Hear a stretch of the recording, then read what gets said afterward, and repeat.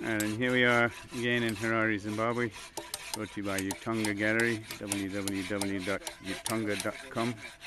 This is Perlagia Mutyavaviri, hard at work, one of the few women sculptors in Zimbabwe.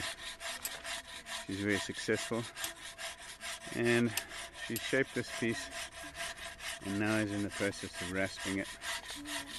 The rasping makes the texture smoother, getting ready for finer sanding and ultimately polishing. This piece is sculpted in springstone by Perlagia. Hey Perlagia. Hello team, how are you? Good, how are you? Fine. Working hard today. Yeah. Making the finishing touches. Finishing touches. Yeah.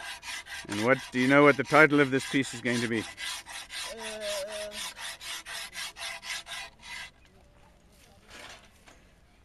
I know the theme, but I haven't decided. I haven't decided yet. Okay, we'll wait. Thank you. So while Perlagia is rasping there, this is Gwisa, and Peter is working on a piece.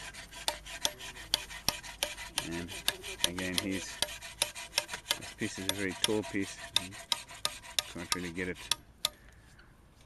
filmed properly in this as Peter's working on it, but yeah, he's applying the chisel.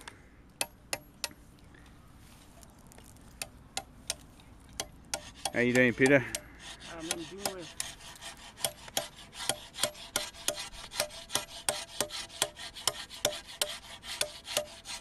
And while Peter's working on that, here's how the stone starts, how the sculpture starts.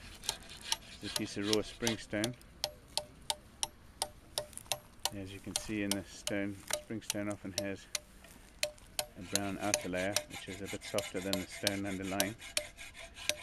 And as you can see, the brown layer there. And this is the finished piece of springstone. This piece is pretty tall, but I just want to give you an idea of the finished colour of springstone.